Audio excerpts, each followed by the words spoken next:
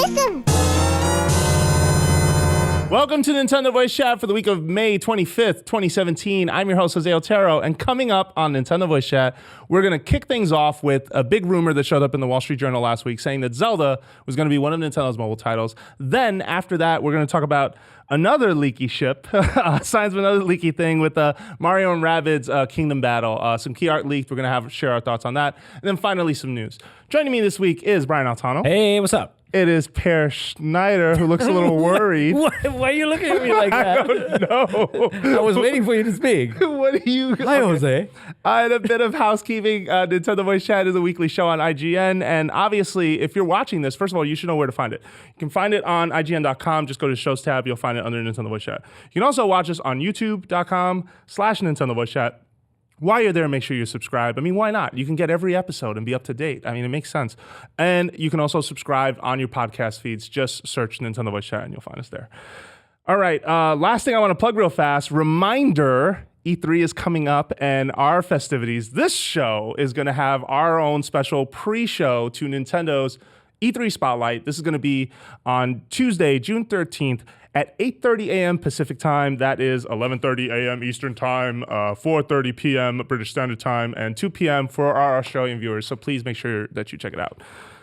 Now, the real topic. Let's kick things off with, Wall Street Journal says, sources told the Wall Street Journal that Zelda is going to be a mobile game for Nintendo this fiscal year. We know that Nintendo has said they want to do 2 to 3 mobile games a year, and that Animal Crossing, so far, is still one of those games. What do we think about this? Yes, I'm into it, right? What, no? I was going to say fake news. No. I was like, are we going to go at different angles where I'm like, I'm excited. And Pear's like, I hate it. I'm like, all right, cool. The peanut gallery is fun. Do you believe it and do you like it? Yes, I believe it. And it's an easy rumor, right? Because it's inevitability, right? Like it's going to happen no matter what. I looked at my skepticism going into Mario Run, being like, how can this replicate the tight precision that I expect from a Mario platforming game on handhelds and consoles from Nintendo for decades now? And then I played it. And my immediate reaction was like, I don't like it. It's loose. It doesn't work. And then 20 hours later, I was like, I've gotten every black coin. This is one of my favorite platforming games. The next Mario game has to learn some tricks from this one. I really, really liked it. And I really think that there's room for the Zelda franchise to do the next thing. Now, I think where it's interesting is that Mario Run, in the pantheon of 2D platforming games that we've gotten from Mario Run, sort of came at the tail end of kind of, I don't know, after Mario Maker, really, which was the standout, a bunch of very similar 2D Mario games. The next mobile Zelda game is coming after Breath of the Mother Drop it. Wild, Yeah. Which is not only the most impressive Zelda game ever made on many levels, but one of the best video games I've ever played. So it's going to have to not try to replicate that experience, but do something incredibly new and different. So I'm excited for it. Do you guys remember when we talked about Nintendo's mobile strategy way before before they announced their new title? We said that they would obviously use their franchise to make money on the mobile platform, but also leverage them for promotion. And I feel like that's where, to me now, like a Zelda game being announced very soon is very, very plausible, because you've got Breath of the Wild selling out there, you've got the DLC coming up later in the year, and now you can do the second push with mobile where let's say they do a Zelda runner. Like, don't scoff at it. They could do a Mario run where when you hit the screen, Link slashes his sword to get rid of characters in his path or something, right? Like, they could go that route.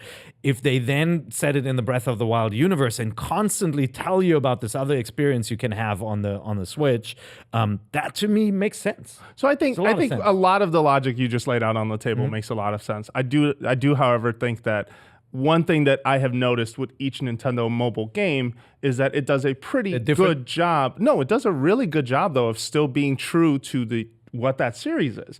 Fire Emblem Heroes is absolutely, even if it is a light version of Fire Emblem main games, 3DS games, it is still very signature, very much Fire Emblem. Yeah, they took out the relationships. Yes, they made the maps smaller, but it still was made to contain and work on mobile. I think the same thing could be said of Mario Run, which clearly went with a level design structure rather than going with an endless runner sort of strategy. So I do think that if Zelda does make this transition into a mobile game, it will be true to what Zelda is about. You think which it is will be exploration? I think it will be some form of exploration/combat. Yeah. Now, if we had to sit here and trade our sort of take on what it could be, I think there is a couple of things we can look at that have either been on the App Store or just ideas in general that could work on a phone. So coincidentally, I think the game that most captures a Zelda feel to me, especially in terms of exploration and combat, but obviously the exploration part doesn't work the way Nintendo's games work. Nintendo's games all work vertically. You hold them and you play them in one hand. But regardless, Sword and Sorcery, I'm forgetting. That's the full title. Sword and Sorcery, yeah. Yeah, I believe that's the full title. I just wanted to, I'm actually opening it because I haven't seen it in forever. But Sword and Sorcery to me was that Zelda-like experience, something that had some interesting combat, something that had some interesting takes on exploration, on this mystic quest. But here's the thing. I would look at then, I wouldn't assume that everything's just going to happen in one screen. If you're exploring a dungeon, maybe you're exploring just tiles on your phone that you touch. You have a chance to get into a random battle that then becomes an action game. Now, you can still do an action game using touch controls. And the last time we had a transition between overworld and battle, by the way, was Zelda 2. Zelda 2, yeah. Yeah, which I coincidentally been playing this weekend.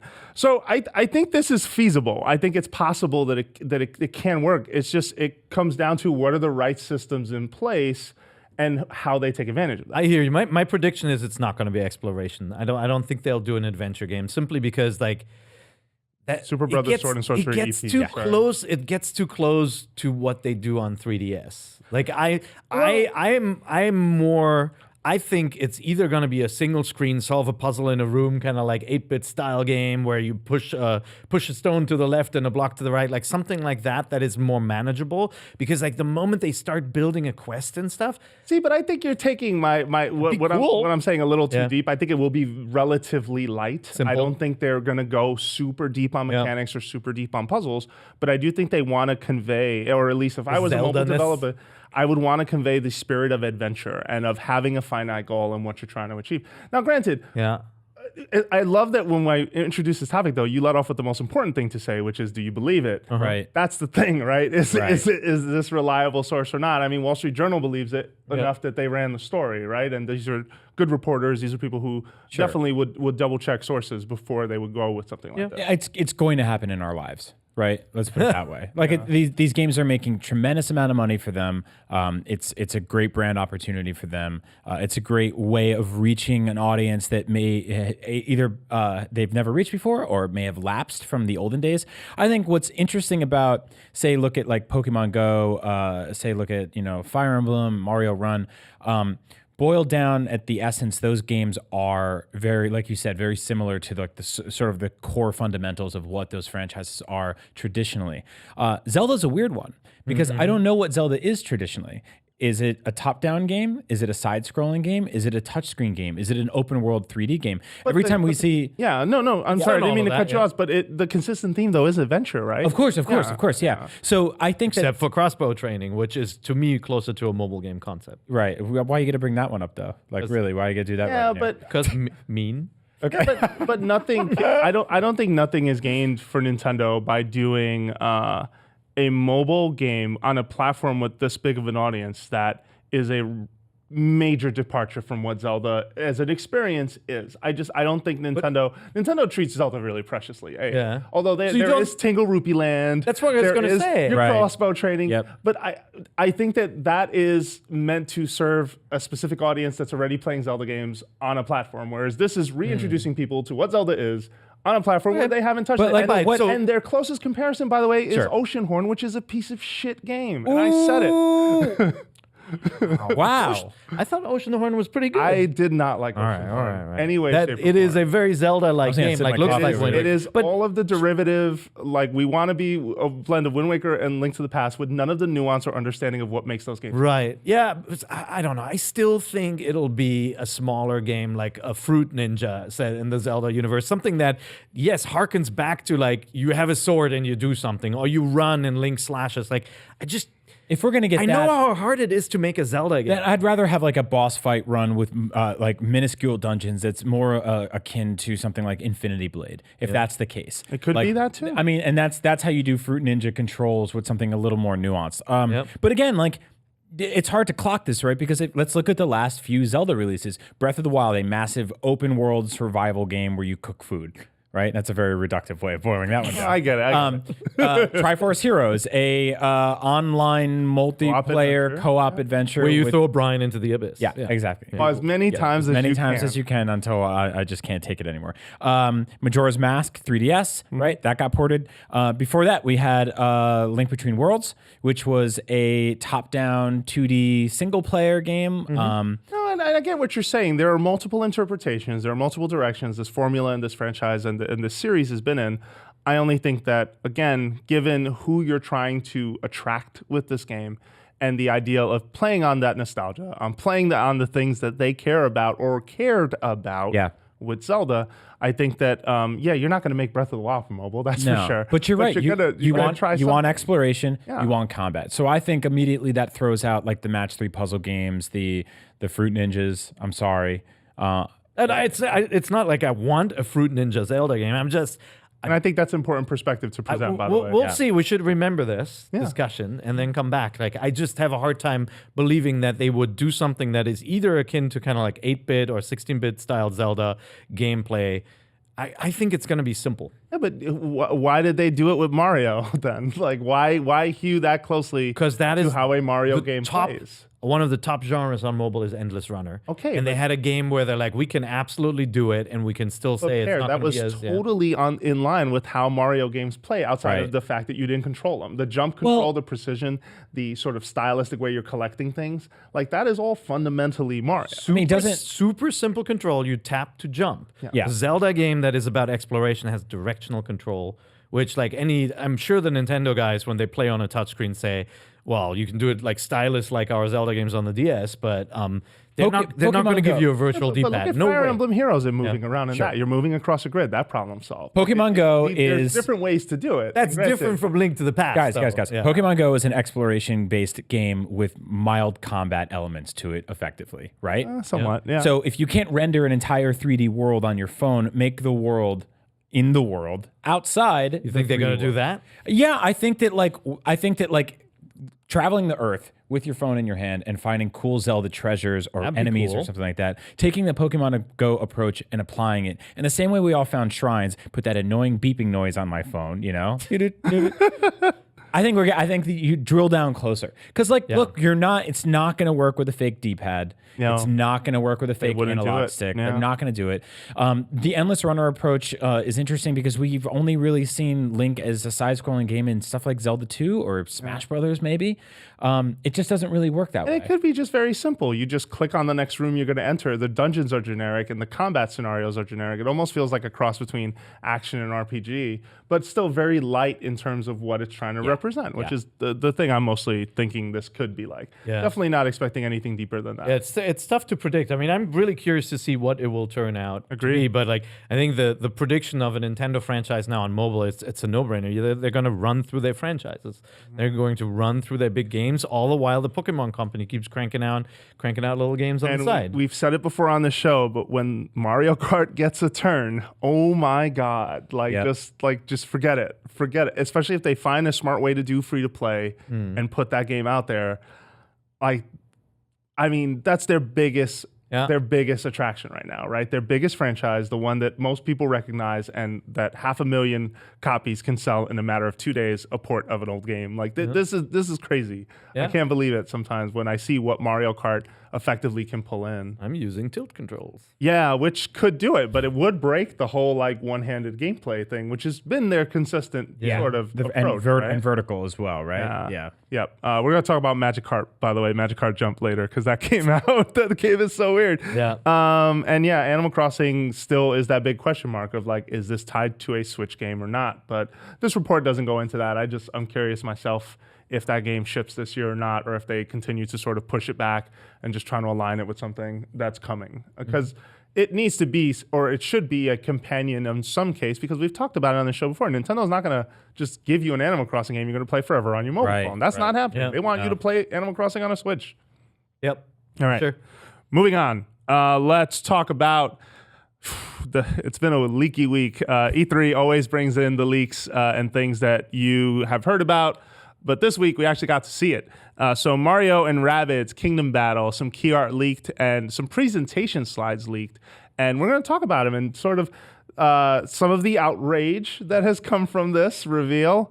And this is by far the worst kept secret in video games. I mean, I feel like you can apply that to any Ubisoft franchise at this point. I don't know what's going on with that studio, but they obviously use so many different development teams that stuff always gets out now. Like they hardly have any surprises left. If you have a secret that you want the world to know, you tell it to Ubisoft. Oh. Right? Every single thing. I mean, like we took a break from looking at like Assassin's Creed Egypt screens to talk about this story, right? Yeah. The Far Cry stuff even was getting leaked out there. Yeah. This is an interesting one. I think many of us went through the entire range of emotions on this one. I thought you were going to say the 8 stages of grief. We can call it that. We can call it that. It feels, I'll be straight up, like what we've learned about this game, I'm going to play it because it seems fun. It really does seem fun. It's sort of exploration based. There's boss fights. There's co-op stuff. There's multiplayer stuff. It's branded very weird. It feels, to be honest, like the kind of game we would have seen halfway through the Wii U's life cycle. Like where Nintendo calls upon Ubisoft, the Raving Rabbids, to come on down and help things out a little bit. It doesn't feel like something you do when you're killing it, which Nintendo's doing right now. Like it's kind of like if like Katy Perry did a song with Kid Rock right now. You'd be like, interesting choice, but why'd you call Kid Rock? So the first time I heard about this game, and this is ages ago, right? And by the way, the first time kind of word leaked out, and a couple folks on Twitter, I think, leaked it, and some websites wrote it up. We asked Ubisoft straight up about it, and they said, "Oh, we don't know anything about that." And it's like, you're not going to get a company to admit something on the record when they're just not ready to announce it. But behind the scenes, it very much sounded like this was a go. And I imagined it was like a kind of like a Nintendo Square team up, like the Mario RPG, kind of like in the Super NES days. Like that's what I envisioned. I thought, here's a company that's working on the South Park RPGs. Like. They will do a crossover with the Mario universe and fill that gap for like a Mario RPG style game that's different from Mario and Luigi and some of the later games. But what it actually is, it reminds me a little bit of Captain Toad. It feels like a more kind of confined universe with like set stages and boss fights, and then turn-based gameplay. Right? Like it's much more of a strategy game. And each character has their own unique powers and things they can do. And confoundingly, they have these weird, like, blaster weapons, like Mega Man style, grafted onto their arms. And so this is the most baffling thing about this. Because I think the last video game I reviewed for IGN was Scribblenauts Unlimited. Yeah. Okay. For the Wii U launch. Okay. And that's the one, I believe I'm getting the names right. There's a lot of Scribblenauts games. That's the one where they teamed up with Nintendo and they put a bunch of Nintendo characters in the game. Now, the weird thing about that was the entire game was about sort of interacting with adding adjectives. So you could be like zombie man or, a dead guy holding a gun. You write these sentences. Nintendo characters were in the game, but none of them could really do anything specifically. Sad Mario. All these like no Giant Peach, like all these weird brand guidelines. And now, fast forward to 2017, they're like, give Yoshi a bazooka, give Mario a gun. Like it seems very like. Well, there's precedent with a bazooka and Yoshi. I know. But it's cool to see that they're sort of the bazooka Yoshi thing goes back to the Super Scope. Yeah. It's cool to see them sort of Shoulder being still hurts from that. From thinking about that, yeah. It's cool to see them sort of like, I don't know, let go of the reins a little bit and be like, have some fun. But this is just a weird choice. What I don't like about this game, to be straight up with you, is the same thing I don't like a lot about some of the localization stuff we've seen from Nintendo in the last few years. It's very like meme heavy, and it's the kind of stuff that we like. There's hashtags in this artwork.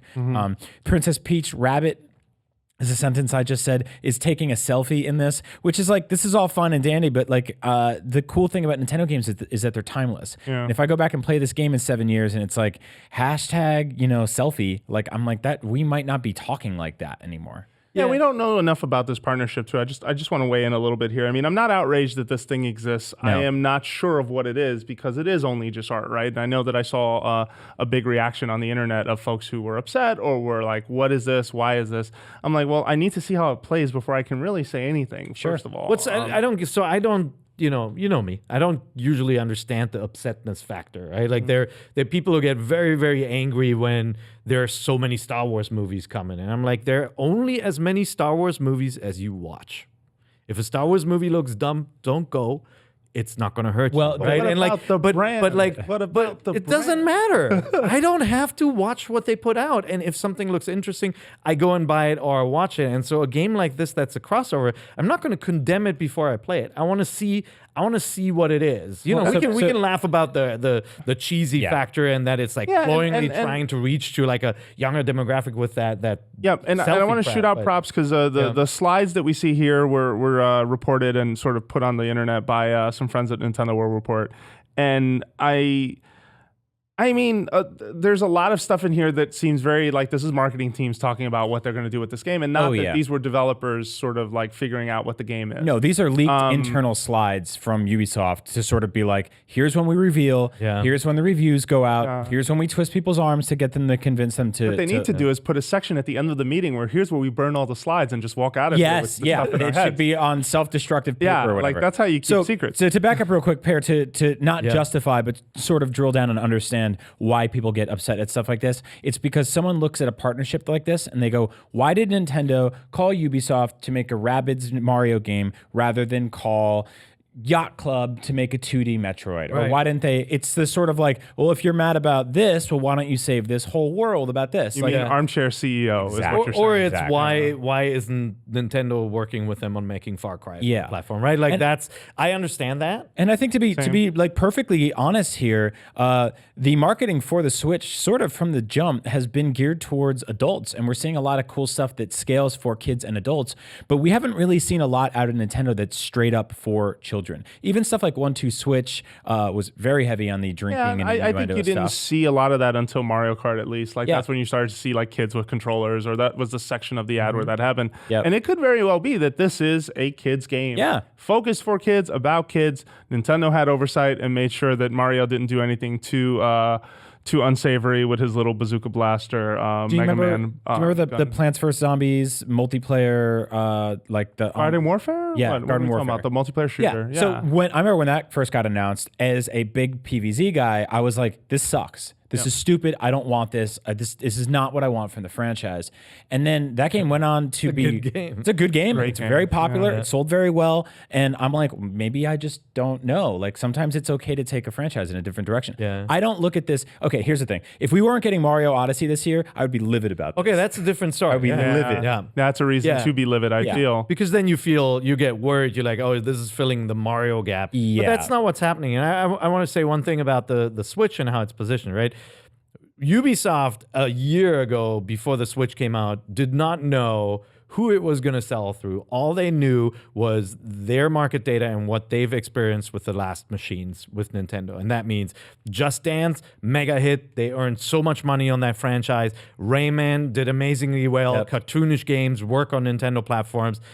The other games tanked, right? Like that's a lot of the other kind of core Ubisoft franchises did not work on the platform. You remember all the kerfuffle around Watch Dogs and how long that took to like consider to bring it to the platform. Like they had second thoughts on it. And this is the safe bet, is to say, you know what? Maybe this platform will be like the 3DS. So let's make sure we put Rayman on there. And then there's the extra kind of like the sweetener is Nintendo's going to let us use their characters. This is a no-brainer. Yeah. You can't, as a Ubisoft, you can only use those characters in Just Dance or in a Rabbids or a Rayman game, because it won't fit into anything else. It's very odd. Like that's the thing. Like these characters, I was in, we went to Gamescom last year, and I was in France for a couple days afterwards. They're huge there. They're everywhere. Like, and they're in capsule toy machines. They're on posters and walls and in game shops everywhere. And then you come here to America and we don't really think about the Rabbids anymore. They're not really. So it's a weird brand to collaborate with. But Mario collaborates weird. Like Mario and Sonic finally teamed up after years. And what did? They went to the damn Olympics. Like we were not expecting that. And they made like 5 of those games. Yeah, and it could be too that Ubisoft's big bet with this game is that it takes advantage of Switch, that it is a 2-person game that can be played anywhere, because that's kind of the smart thing to tap into with any Switch game, I feel. And it wouldn't surprise me if Odyssey has a 2-player element of some kind, just because it's another great example. If they find a great way to do it. I mean, think about it too. 3D World was a great multiplayer, I think a great multiplayer Mario game, probably the best multiplayer Mario game I thought they'd ever done. At least until, actually, full stop. Like, I was not a huge fan of the new Super Mario Brothers games. I was always kind of turned off as to how chaotic it can get, even though there is fun to that. No, I'll definitely back you up on that. Yeah. I actually like the new Super Mario games. I had a lot of good times playing co-op. 3D World was on another level. Like, that game is fantastic. No, it is. And if they even turned around and said, we'd port that game for Switch, by the way, I mean, day one, like, I would not care. The unedited recordings of you and I playing those games together, that alone ensures we see will a different never, side of us entirely. But I like it when Ubisoft's creative like this, when they try something different outside of what they've done before. They've always supported Nintendo platforms. If you think of games like Zombie U and Red Steel, they've put out games that are different from what you'd expect. Everybody's saying, oh, they're going to put franchise A or B on it, and then they create a new title. IP, yeah. Like, and Rabbids was an example of that too. Well, the original. What was the other one games. that was the Wii U launch game? Zombie U. Zombie U, yes. That one. So they're there for launch, and they also know how to take advantage of hardware really well. I mean, and I think they did the same thing I'm a big fan of PlayStation VR. They shipped Eagle Flight, which is one of those games that just fits that hardware perfectly. Right, yeah. So they're good at that. So I think, Jose, you're totally onto something, that this game will really work with the fact that the Nintendo Switch is awesome on the go when you pop those controllers off the side and you want to play multiplayer. This might be for kids, but I hope it does what Nintendo's best games do and Mario's best games do, which is it scales from 5 to 99. Yeah, and it could be just a family title in that vein. I do hope though that the Rabbids stuff specifically is not off the leash, so to speak, because I think if that stuff gets obnoxious, you are definitely turning off someone who's older, someone like me who just like, I can't do this. But then again, if I'm not the target for it, like, that's the one thing that every time we circle around a title that is clearly intended for a younger audience, like I feel like Hey Pikmin, or I was talking even about Miitopia when I was here, there is just sort of this cynical reaction as to, well, that's not for me. Well, you know what? Not everything they make is going to be. Yeah. And I think that's fine, I think at the end of the day. Worst comes to worst, if you really hate these little French minion animals, you can shoot them.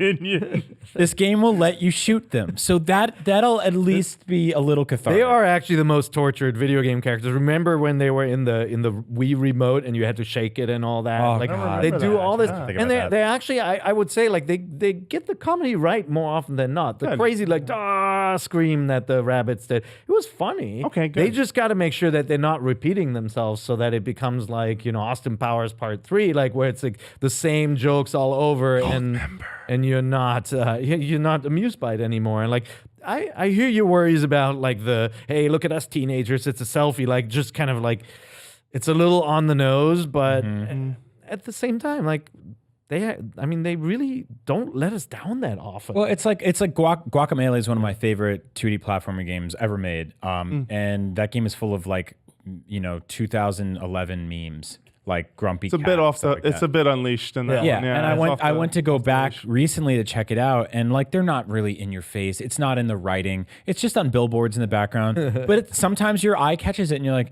oh man, and you just kind of groan a little bit. But so we'll see. Yeah. We'll see. And like these PowerPoint presentations are always painful, by the way. And if it doesn't work out with Kingdom Battle and Mario and Rabbids, keep those blasters, kids, because Mega Man could really use some help, and Mario would be the right franchise to cross over with. I think. I don't know that. I'm just making that up. All right, let's move on then to some news. This week had some interesting headlines and some interesting reveals. First of all, Netflix basically took the covers off the animated series for, I can't believe I'm saying this, Castlevania is going to have a series that will debut on Netflix July 7th.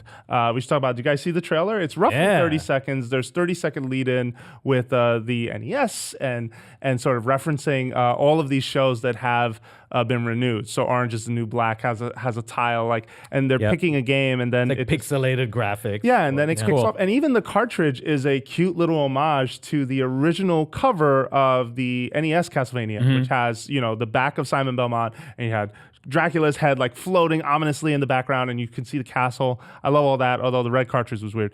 And then you got it. So back when this show was announced, Adi Shankar, the producer, described it as Castlevania very much done in the vein of Game of Thrones. Now I don't think this first trailer showed that. No. But what'd you think? I like the art direction a lot. It reminded me of the DS Castlevania games, which started to get a little more anime, but like maybe went a little too far. And this feels kind of grim and a little more vicious, which I like. My big regret, and I said this on Up at Noon this morning, is this didn't give Konami a great excuse to coincide the launch of a new Castlevania game. And I said maybe with the season finale, like they can tease one, but the season finale is the same day the show launches because it's Netflix. It's all there at once, right? Yeah, so July 7th. To me, it's like it's great news. It looks cool. I'm into it. I wish it had been like part of this sort of franchise relaunch. And this is where I feel like it's a missed opportunity. And I see this kind of stuff a lot where it's like, you're putting out this new show, that's the perfect time to sort of be like, here's another 2D Castlevania. On the flip side, though, it could be used to gauge interest, right? Yeah, it could, yeah. like, let's say the viewership on Netflix ends up, like, it gets a bunch of stars, and it has a good, like, sort of just folks watch through the entire thing. Like, those kind of statistics, I think, at least tell Konami, who isn't anyone's favorite company these days, let's be fair, although Bomberman kind of picked up at least some good favor, I think, for them. Just in the fact that they've supported and done more for that game. I think it does give them a reason to revisit and try something. They might also have, maybe their partner of Nintendo's online plan, you'll get your Symphony of the Night online leaderboard. I mean, speedrun edition or something. They could be some 16-bit so or glad some you said that game. If there's one game in the history of video games, like that, just it makes sense to be on a Nintendo platform, and it is not. It is Symphony of the Night. Yeah. Like I was playing that game the other day, and I was like, how has this never? Ever. It's been on an Xbox, and it still hasn't hit a Nintendo. That's platform. crazy. I would kill for just a GBA Castlevania collection on Switch. Oh, those are good too. Give me, Harmony of Dissonance, Aria of Sorrow, and Circle of the Moon, and just brighten up Circle of the Moon a little bit and ship it. So my reaction to I liked the trailer. At first, it started a little cheesy with the NES thing. I'm like, oh god, but then it went into very traditional looking, like hand drawn looking animation, and I really liked that. And I liked the style as well. It had cool music, but I didn't hear like the themes from the games that I love. So I really hope they're doing the music right. I hope they pick all the big themes from the games, because then it's going to be just so much fun to watch, just to spot the characters and the places and the monsters you like.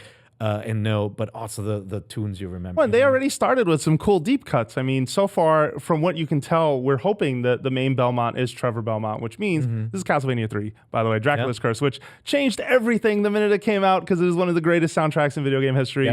Full stop. Just no further. But in that trailer, you got to look at Sypha. I think her last name is pronounced Belnadaz. I'm not sure, Belnadez.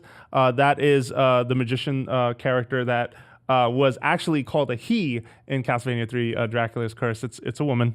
They show her in there, and they've cleared that up several years ago.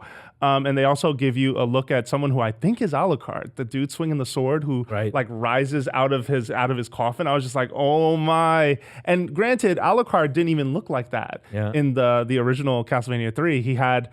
He looked like a cheesy Dracula, to be completely honest. Like, he had short hair, black, he was pale-skinned, and he was the weakest character in the game, probably the one that was the most frustrating, but you can transform into a bat and then fly off as long as you had enough parts. You remember all this, right? Yeah, of course, man. So no sign of Grant Dynasty, but I don't think anybody ever wants to see that man again.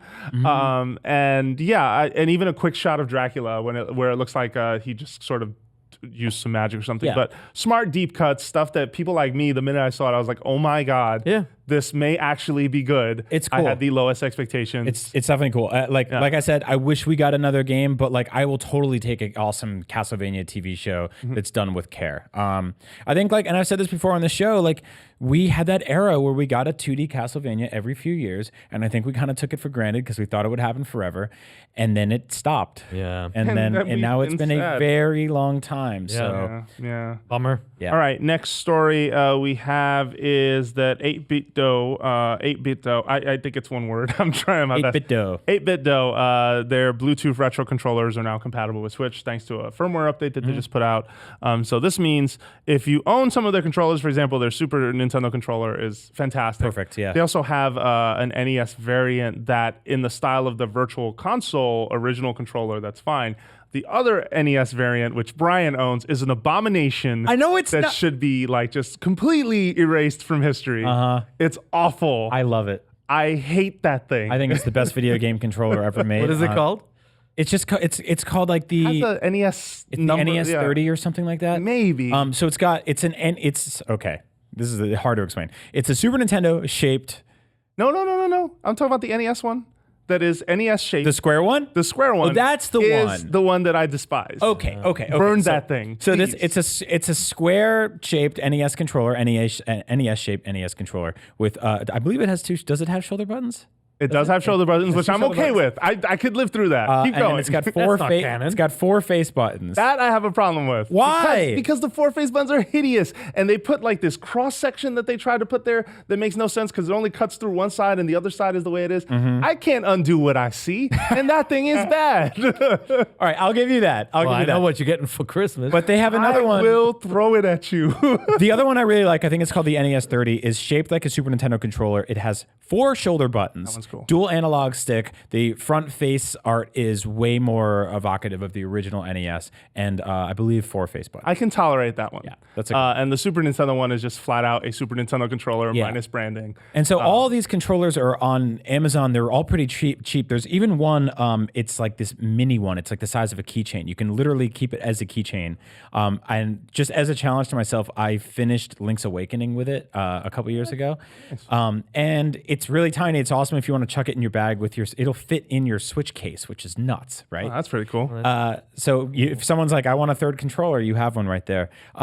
You have to update the firmware on these. They're all available on their website. And then they connect Bluetooth to your Switch. And you can play stuff like Street Fighter with like a dedicated actual 6-button controller if you wanted to. Nice. Which you can't even do if you split the Joy-Cons off. So, Well, it's 6 buttons, but it's not comfortable. it's weird. Yeah, it's weird because you're fighting with shoulder buttons. Yeah, right? exactly. An analog stick, and Yeah. that's a separate issue. So I don't agree. know. It's interesting. It's a really cool move.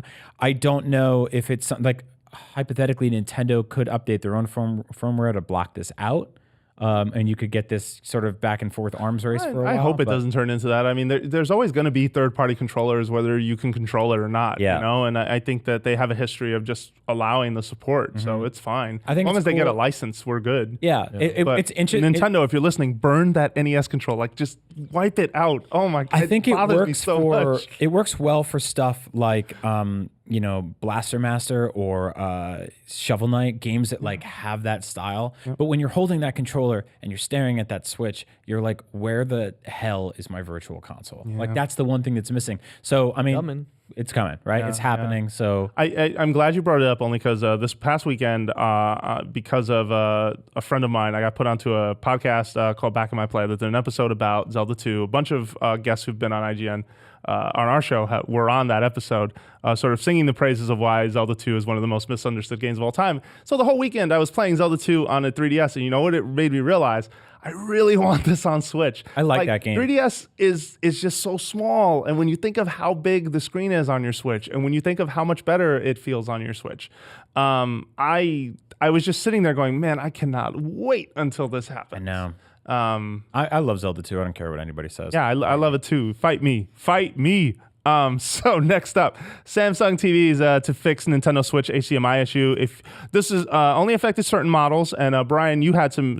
Yeah, have you some had this of these issue? issues. No, I have a Sony. Basically, it would turn on your. Don't you have the same Samsung? No, I got the Sony Really? Z9D. Yeah. Did you trade yours? No. You said you're thinking of the one we have in the office. Yeah, well, it's just by your desk. I just figured That's you not had that mine. one, That's too. just that's work. GM money. So I don't have the the Samsung. Everywhere the light it broke, touches it is broke your something. kingdom. So basically, it would no, turn yeah. on your television, or it would switch. It would basically auto switch. So Nintendo Switch has an auto switch on feature for your television. Yep. So the way the feature is intended to work is that if you turn on your Switch, it will turn on your television and switch to that input. It's automatic input switching. Yeah. And if you turn off your television, it'll turn off your Switch, which I think is amazing. By Yeah. the way, it'll just put it to sleep mode rather, not Yeah. off. You made a face. Yeah, because I hate that. I accidentally turn it. Yeah, off. and to be clear, this is sleep mode. specifically for the Samsung KS8000 4K HDR TVs. I think there's a few other models, but I Yeah. have a Samsung at home. Never happened with this. Yeah. But I have an LG TV at my desk, which it happens. Something else happens. We'll talk about that. But speaking to The Verge, Samsung said Samsung has been following the comments on our community thread, and we will be issuing a firmware update early this summer that will address this behavior and provide the level of convenience that was intended. Good. That said, LG TV still hasn't said a word about if they're going to fix their issue. So their issue is even more annoying because I'm playing a PS4 game. I'm playing Overwatch at my desk. Yeah. And a dialog box will pop up saying, "Hey, do you want to switch inputs? Because we detect the other device," and it just happens randomly. Oh no, I get the same and thing. it will get you killed. This is Like, this is what's quickly. happening. This is what's happening on my TV right now, where it's like my Switch is a toddler that runs in the room while I'm playing my PS4, and I love my Switch, but like Daddy's playing PS4. So like I'll be turn sitting on- there yeah. playing it, and all of a sudden this thing pops up, and it's just like it's all of a sudden you're in Switch mode, Yeah, and you're like, what? So I think in your case, I don't know if you use the feature. I like the feature at home, so I'm going to leave it on. But maybe you should turn off the auto switching. Like I Yeah. think that's the short-term fix. But the long-term fix is, TV manufacturers or maybe even Nintendo themselves need to put something out there. And school's out, according to the tone we just heard. Yeah. So we're going to move to the next story, which is that Pokemon Magikarp Jump is out on iOS and Android. This Surprise! is a surprise. I believe this game has been out in Japan before because I've seen vague tweets that always involve Magikarp and the behaviors they have in this game, and it makes no sense. It is ludicrous, but it is the idea that no, but in a wacky sense, like in a way, I mean that as affectionately as I can say that. Doesn't give you as the same level of comfort that Frau Doktor in Overwatch gives you. Yeah. It's No, confusing you. Yeah, no, it's just it's weird. It's a game where there's no other Pokemon you should care about except a Magikarp, which is historically the Pokemon no one cares about. Right, So I think it's a funny twist. The idea is that you are trying to train a Magikarp to jump and win this competition. You are competing against other people at these championship events who their Magikarp can jump to. And as you train and develop this Magikarp, it gets fatter, it gets bigger. I think it could even turn into a Gyarados, which if you know that's your canon Pokemon stuff, that's accurate. I think I just started playing it, so I don't have a lot to say. Wait, did you get to the most important part? What? Where you train and you fight with him, and if you lose, he's gone, and you have to do it all over again. Wait, does he get taken away by like a Pidgey or something? Oh man, I don't have how to break this news to you. Yeah, your goldfish gets flushed down the toilet basically, and it gets replaced by a new one. Wow. And most kids won't notice, but we're adults, and I'm telling you the hard news. What? Wow. Yeah, All wait right. till you get that far. I didn't get that far. Well, that's the sort How of much gri- did you play? This thing just came out last night. That's the grindy element. All right, got it. So, God. yeah, so they don't really want you to care about Magikarps yet. Then maybe they're just making fun of it. But regardless, That's there's an a running interesting- gag for them, Yeah, right? and it's a good one. I think And it even don't has don't the challenge Magikarp me to see song. how fast it'll take me to kill a magic carp, because I'll do it quick. Clearly. Okay, just a reminder for folks that the ARMS Global Test Punch is this weekend. This is check your local listings for exactly what time you can play. But I think the first session, if you're on the West Coast, at least like we are, is 5 p.m. Pacific time. Text me. I'll forget. So I'll have to text Pear to remind him. Totally forgot already. What time? 5 p.m. on the West Coast. He did it. So this is the entire, but is it the entire game? Do I get to No. pick any character? Three What's that? stages, and I think most of what we knew of the roster before the new characters. Okay, So yeah. no So no Bike and Bark, Twintel. no Booty Queen Twintel, no. Sorry, I shouldn't. I think Helix is in there though. But You got all your favorites. You got RoboCop, Dino DNA, and Ramen Girl. Yeah, so you got Springman, Min Min, Ribbon Girl, Okay. Master Mummy, Noodle Lady. You got some good stuff. Noodle Lady, yeah?